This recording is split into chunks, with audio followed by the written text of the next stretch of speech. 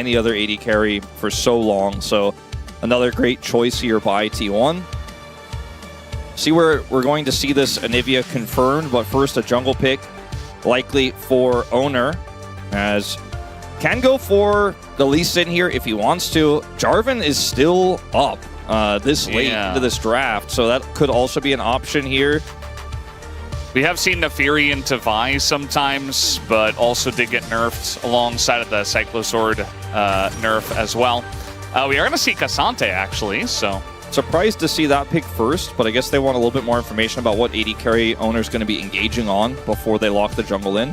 And it looks like they had no intention of flexing that Anivia, even though we considered the possibility. And Yunara Lulu, looks like it's what's left. It's what's on the table since they left the Lulu up. I don't think you want to play an Ezreal lane here with the supports that are banned away. And this comp does do really well. It's got a lot of engage. In fact, I really like going Nautilus here instead of Lulu and looking for the all-in opportunities with the Vi pick that they have already. Just gives you so much more setup rather than trying to kind of lose less in a Lulu lane and look for engages. Like, Lulu follows up on Vi really well, but Nautilus just point and click.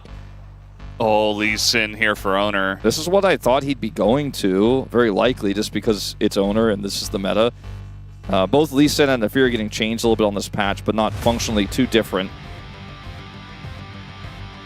And the Wukong, a little bit less common, I think, in a draft like this because it gives you a lot less power in the early game.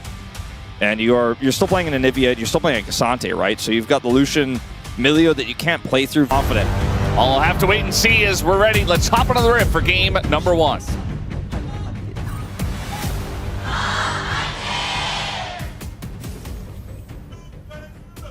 미니언들이 생성되었습니다. Here we go, game number 1. As it is match 71.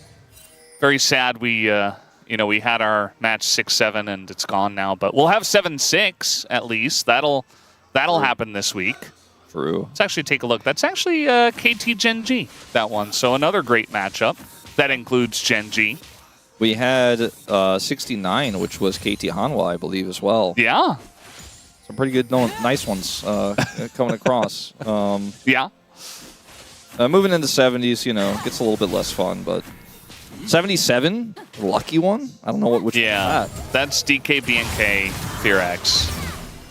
So barrier trade. It's also Saturday Showdown, just like 6-7 was, as it turns out. Makes sense. Yeah. All right. Well, the Lucian with the Doran's bow start actually pretty interesting to see. A little bit more attack damage, just +2 on that on this patch, as the Space pointed out earlier.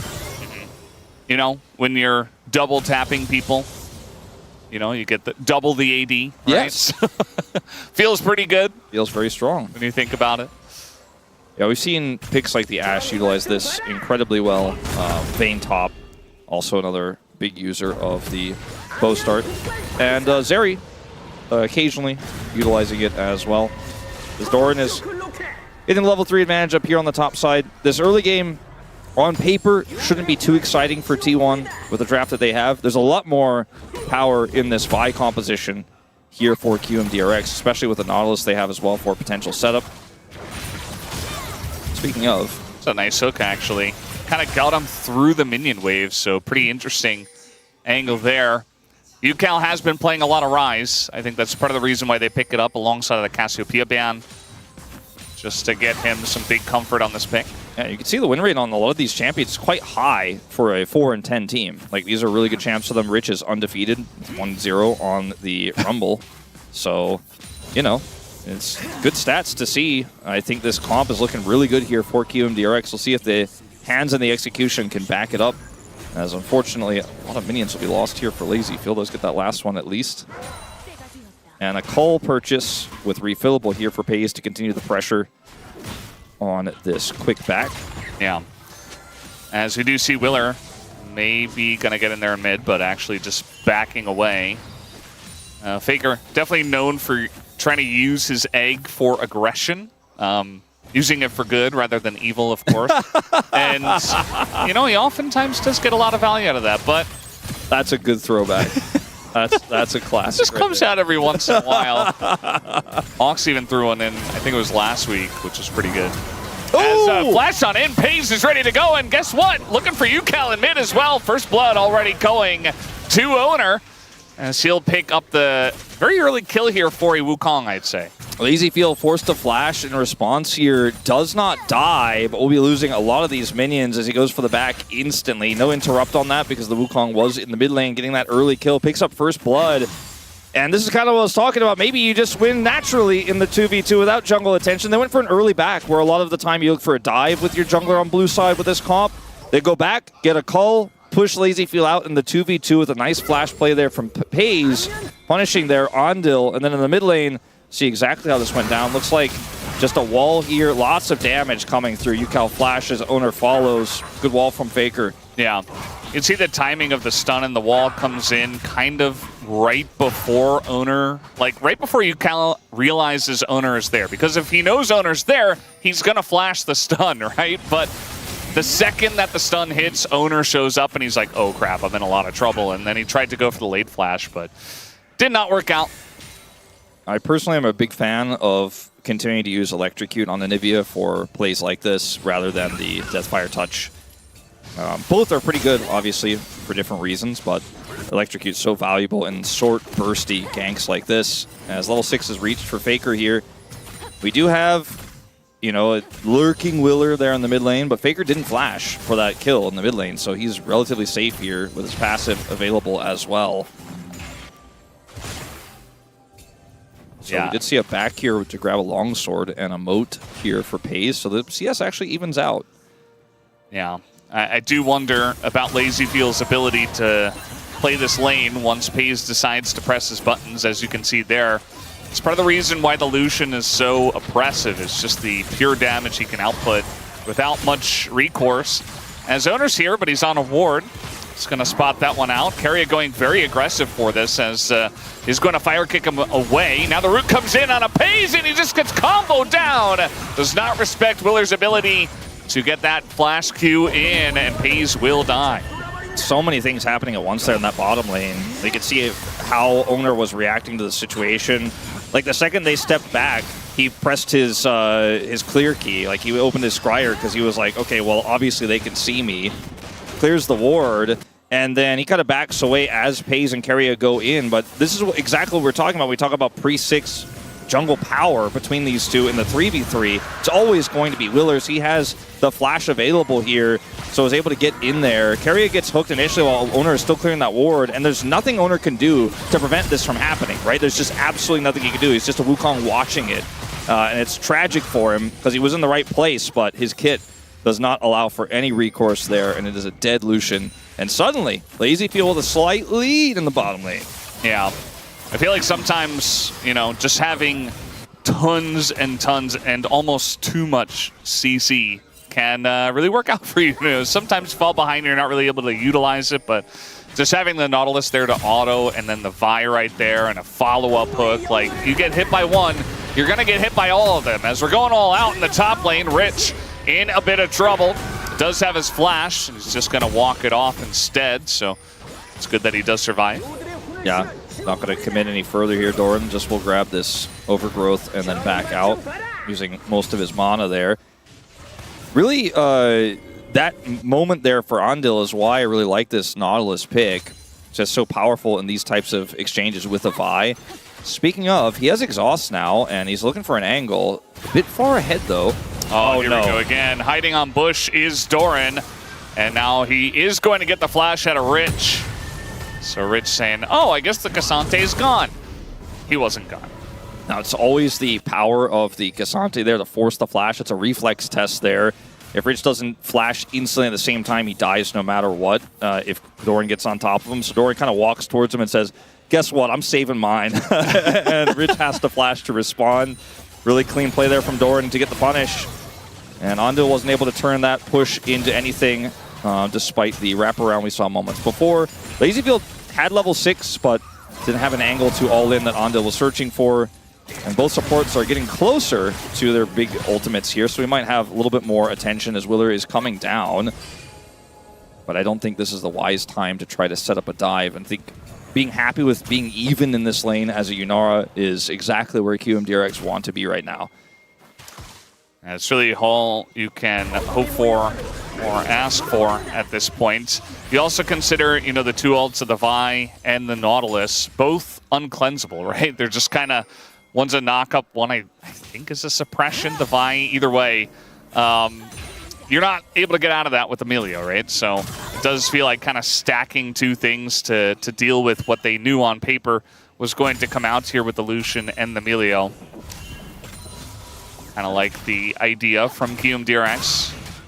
Owner's going to get these grubs, which are really strong, actually, I feel, for the Ryze composition almost more than they are for T1, but just good in general for anyone to have. And because the Dragon went over to KIWOOM DRX, it is important for him to get something back in return on the other side of the map here. And he is not on vision. Like, they don't know where he is, but they're going to find out very soon. It's kind of been a timid passage of play here for Will recently. Now they know. It's just in a lot of trouble. He doesn't have his flash here. The Cyclone comes in. Owner just flashes to make sure that he can pick up the kill. And yeah, just unfortunate timing there for Rich. Yeah, poor Willer, like he just wasn't doing anything to prevent this or to contest the grubs. He was just kind of passing through his own jungle, farming it out. Owner was making a proactive play and should be able to secure the final grub after this as well. As he dropped it to look for Rich, there's control vision in this brush. Cyclone second activation hits, he flashes, has flash advantage that Doran's conveyed to him from the last exchange. So all those small things add up. If he has flash there, he probably gets away, or at least has a little bit more wiggle room to do so, but not without it. Yeah, pretty unfortunate for Rich to go down there. Does feel like, you know, with the Doran's helm change and the Cassante into Rumble matchup, and just the fact that it is Doran versus Rich, even though Cassante doesn't have a very high win rate, he's been slowly being played more, and now with the Doran's helm slight buff that he got, just feels like he's almost unkillable in lane. Look at the vision that KIWOOM DRX have on the bottom side of the map. It's insane how much power they have there, which allows them to push with impunity here, and for Ando to keep fishing for catching someone in the jungle while Willer's coming over here. Barrier will be forced here by LazyField to make sure he can get the recall back, but like, this vision I've noticed has been a consistent thing from Ando in recent games. He just always sets up a line of it, no matter where, you know, where he is. If it's before Baron or before Herald, he often takes a trip up there and often even risks his life to set up that line of vision. He's been doing this very consistently. It hasn't led to any success here, unfortunately, but did get a lot of power, and denying some farm here on the bottom lane is absolutely a big win. Now let's see if Rich can survive this one. Yeah, we got a TP coming in, but I think they just have the damage to kill Rich eventually as in comes Pays, and this rotation comes up. Ando's like, wait, I thought it was just two. And even though it is just the two hitting him at the moment, he is going to just buffer and get out, but isn't going to have much effect. T1 essentially giving over the second Drake to get Pays more money. Yeah, this, let's see what the soul is, because this might actually not be worth it. Okay, it's Ocean Soul, feels very worth it. But still, comes at a trade-off. As LazyField is ahead pretty significantly on gold and is getting more plate gold all the while this is happening. The Rich Rumble being behind this far is a significant problem for the side of KIWOOM DRX, though, as well. I mean, they are behind everywhere else.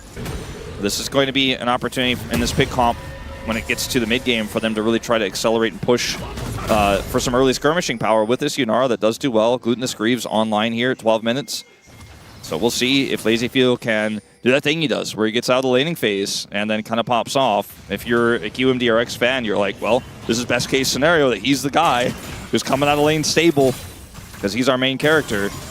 In this draft for sure, the Rumble Vi isn't going to be as potent as a combo if Rich is this far behind. Yeah.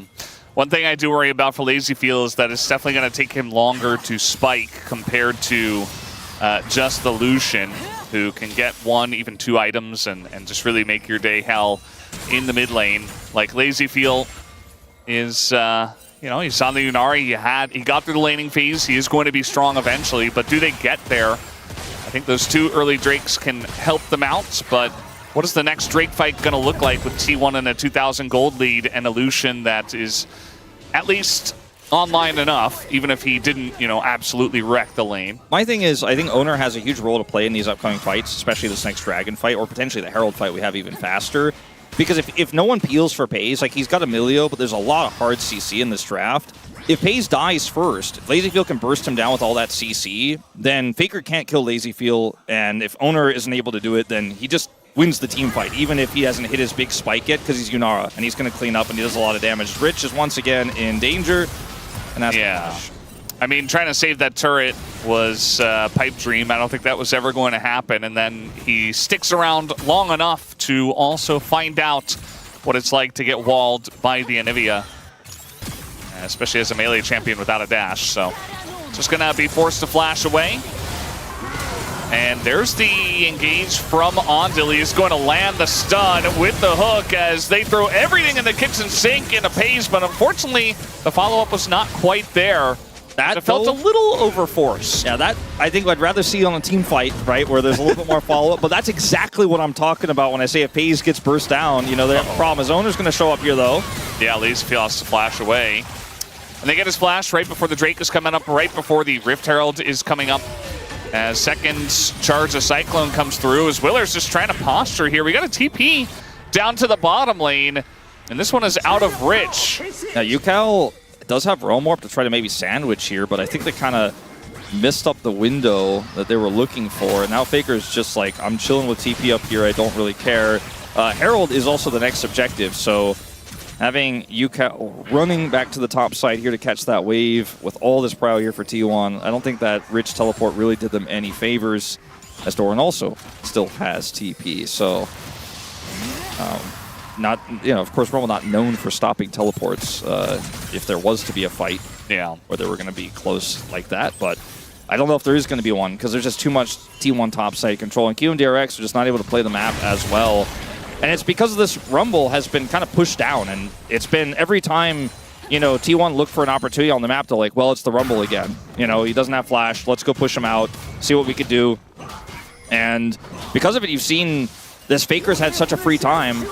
Speaking of, Rich, fortunately for Faker, is going to be on the other side as well, as maybe a catch on Keria. He's just going to flash. Better to flash, as Emilio especially, than to die. Even though I think if he dies there, he should get back for the fight, but maybe he wants to be out on the map and laying down wards and stuff like that. And of course, supporting FaZe getting some pressure in mid by staying alive. Yeah, unfortunately for LazyFeel, he also doesn't have that gold lead anymore as he had before. He really needs there to be a big team fight win with a kill pace. That's it. You can't do the same engage on the Faker. It doesn't work. He has egg. They have way too much support. This is a Wukong composition. Faker is going to be basically unkillable unless you kill Paze first. You can kill Faker if you kill Paze first. That's the rule. Otherwise, you're not killing this guy. Yeah. And in fact, he might kill you, as Rich is about to find out. Yeah, Rich was making that very obvious that Willer was nearby. Faker's like, oh, okay. I see what's going on here. I'll just play this very defensively. And Faker's getting a little bit low on mana. That's really the only issue for him, is that he couldn't necessarily extend for a kill, perhaps, but he's still trading pretty well. The Drake is live, and Willer is on it right now. TP is going to come through here for Doran first. UCal not here. This is a really awkward fight for KIWOOM DRX. He does have Realm Warp, and he's going to need to use it to get here if they want to contest. They could look for a punish here. Yeah, this TP is from Faker, the ult out of Ondil, not nicely timed, as it doesn't get the knock up there. Keria gets low, but that's just about it. LazyFeel buys Lonesome in mid. That's not how you want to play around your Yunara in this case, as KIWOOM DRX have been run around here, and now in the ult of the Anivia, just being chunked out as Paze comes over and begins to do tons of damage. A very one-sided fight to T1. Yeah, I really think KIWOOM DRX have some angles with this comp, but that setup was not even close to it. As you mentioned, the Yunara is so cut off. UCal is basically not even in the fight, and he might be the last one to die in it if it's part of the fight. I guess you wouldn't really call this part of that fight, but he is forced to flash away, and the T1 are just like, cool, thanks for the dragon and the extra kills. As once again, I said it, like Faker, he's right in the front of them because he knows you can't kill this guy. He's so difficult to kill. He has passive, now he flashes instantly, but look at Paze. Uncontested, no engage onto this guy. He's got him, Emilio on top of him, right? And then when they engage onto him here, he just pieces out. By the way, there is no follow-up to kill him there, even if he doesn't get out, because Rich doesn't have Equalizer, and LazyFeel's on the wrong side of the fight. UCal doesn't do enough damage. And Paze just gives UCal a back massage here before they force him to flash. As Paze That was really cool looking, very fancy, but I feel almost not even fully necessary in this fight for them to win it. Yeah, it almost felt like, you know, I'm gonna do this because it's here. Let me just style on them and make them look silly. And it's a reflex, right? You see a Vi ult on you, you jump in the Herald. Yeah, might as well. And yeah, I do agree. I feel like KIWOOM DRX had some angles in this one. They even got through the lane pretty well, but now, I mean, you're down 5,000 gold as they're going pretty deep for this one. And yeah, you can combo your ults together, but where's the follow-up? As now we are going to have Lazy Field coming in. They take down Pays, and that's what you like to see, because they're actually able to put 2 and 2 together. Of course, Doran was just top lane without TP, just pushing the wave, but at least they got that kill on a Pays. That's, you know, the power of this comp, even 5,000 gold behind. If you link those combos together, you lock down that 80 carry, and Faker has to run. You know, he can't actually long-term carry the fight. He doesn't have the same damage. The Cassante doesn't either. This is, frankly, a pretty aggressive play from the side of T1 at this point, as Andil is dead in live. But look, they get on top of Pays here. There's no one to bail him out anymore. His owner's cycling on the wrong side of the fight. There's no peel. And so they get him really well played here, but in live, it feels like all of this just washes away as Andil is caught backing by Faker. Oh, he actually went for the dredge line. Yeah, greedy. Let's say that. Let's say greedy. Yeah, as we have a TP coming in here on top of a Realm Warp. They're really trying to take down Faker, who is going to go into egg. Can they even take out the egg? Rich is going to try and fail. As Owner picks up the kill. That'll be his 4th kill here on the Wukong, as he's 9 out of 9 for kill participation, as he has been everywhere this time around. Owner going to go pretty deep there, but gets a nice trade onto you, Cal. I think no one has told KIWOOM DRX yet. I mean, look, LazyField's not originally, you know, he's I guess he's always been in this region, but he's not, you know, an old school LCK player. He doesn't know about Unkillable Demon King. That's kind of in the name. You can't kill him. He has egg in this situation. They tried. Like, Rich, I know you come from another game, but you should know by now. It's the 2nd time they've tried to kill him in the beginning of a fight. And Pays is just like, I'm right here, and I'm going to kill all of you instead. And, yeah. Well, I think this game went off the rails a few minutes ago. And it's a little bit of a shame because I thought all the tools were there for KIWOOM DRX. As Faker, maybe this time he dies. Doesn't have passive here. Yeah, trying to hide in a side lane and wait for Faker to come up here, which is generally where Faker likes to go. Nice little play from them. See, Mauhaus, even Faker can be caster curse. There's all the evidence you need right there. I feel like generally, you know, when Faker would die in that scenario, you know, they would look to push elsewhere, but actually T1 were just grouped in the top river, kind of next to Faker. Yeah, but not close enough. He's immobile, doesn't have his passive. They didn't have a teleport to jump onto him there. Like, Doran wasn't going to commit that in this type of situation with too many KIWOOM DRX members. So it is a win, right, for KIWOOM DRX. They get the kill onto Faker, some money in their coffers, but, you know, there's no objective to take here. Faker will respawn. And he has TP as well. He's just going to go straight back to the top lane, because Baron, where they already have a ton of vision, is where T1 are focused. Surprise, surprise. As that Dragon, which is only a 2nd ocean for them, is a lot less appealing at this moment in time. In fact, I think if T1 can get mid-prio, or if KIWOOM DRX try to start this Dragon, T1 are just going to leave the Cassante down here and probably try to take Baron in return. As Gondo might just die. Owner's just kind of going in, and it's going to soak up a lot of the damage. Nearly takes out Andil. He doesn't have that depth charge just yet, so he's going to have to back. Are used here before the Dragon spawns for T1. They end up getting control over the area, but even Doran committed his TP. I feel like this is kind of a net negative for T1 overall. They played that very differently than what I expected. But again, it's a successful play in terms of getting the map control. And now KIWOOM DRX don't even get to have that conversation about starting Dragon first. Willer has flash and ult here, but he is very outnumbered. Very, very outnumbered. Here comes a Realm Warp. He's trying to change that. Yeah, they're just trying to reposition, as they were kind of above T1, and now they're below with the rest of the team. Owner still on the flank. He's not actually in the pit just yet, but on vision here is Willer. Doesn't have his Q, and he's just isolated. Has to flash away. Equalizer, pretty big though on that back line. Most of the damage though is only going to hit Keria. And so That's going to be the flash away from Rich as well. Willer not able to get into the pit as Doran is going very deep, trying to force this fight to continue, and he will be able to do exactly that as he does go down. But now actually a bit of damage going over to Lazyfield, going to pick up 2, but straight into the arms of Faker. And Owner, as I said before, very fed and very much ready to party if you would like to. As they're looking for you, Cal. The stun comes through and setting up Faker very nicely. One more wall will get it done into the E, and Faker and Owner get it done together. Yeah, Rich trying to set fire to ice there, but Faker will maintain his life as, fortunately for Willer, he's on vision here. Otherwise, a pretty tricky spot. Like, his angle was cool if there was no ward there, but there was. Doran really sends it here, and I think if this game state was a lot more even, T1 might have just gotten crushed in this fight, because Doran actually puts himself in a position here after the Lazyfield fire kick doesn't really get any follow-up to just get blown up. And now Lazyfield is in free position, and FaZe is trying to push UCal. He flashed forward and burst him down, and now the damage is really, really low here. Faker is able to get his combo off, but man, if Lazyfield is in a position to actually avoid that, then I think they win the fight, right? But Faker plays it incredibly well, knows exactly what he needs to do there, put the wall up, burst down the Yunara, and they win the fight. And Rich is just not going to be able to do anything about it after that. It ends up being an ace. A little bit messy, like I said, but with the gold lead they have, they can kind of play it like they want. Faker, top damage in the game, 21.6k here on this Anivia, and save the day by snapping up a flashless Lazyfield. Yeah, feels pretty good for the side of T1. I mean, they have this really big gold lead as this is going to be a bit on vision. In comes Willer, but he just gets fire kicked away. And now he's not going to be around for very much longer. Down he will go to Pace, who picks up another kill.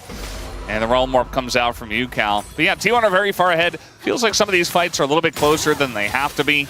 But still feels like T1 is in control. And they definitely should be after picking up a nice Baron here at this point.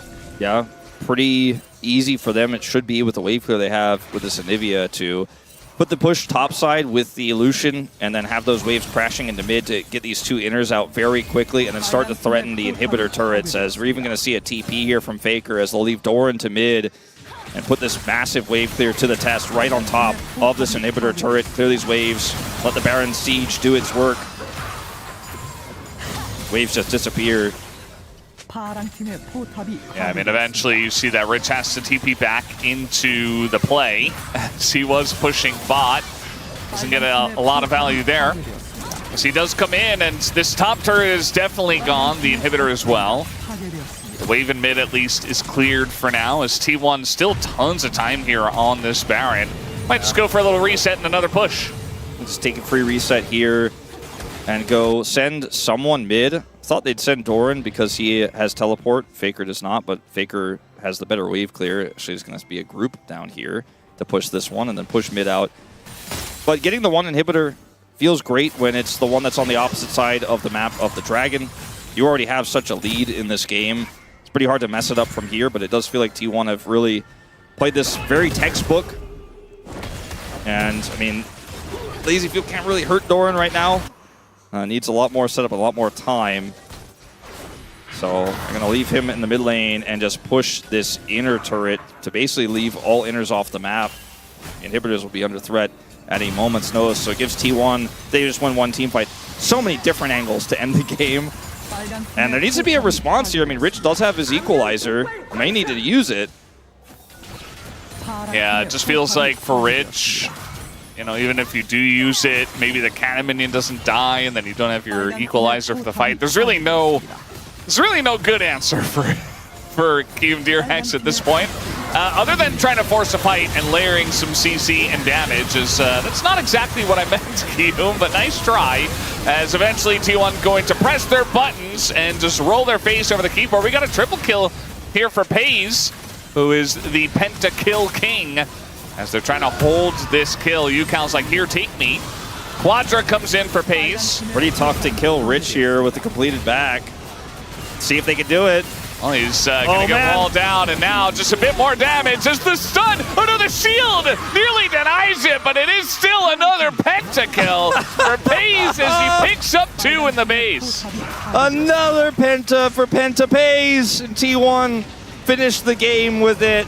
in pretty dominant fashion here. What a start here for this series for T1.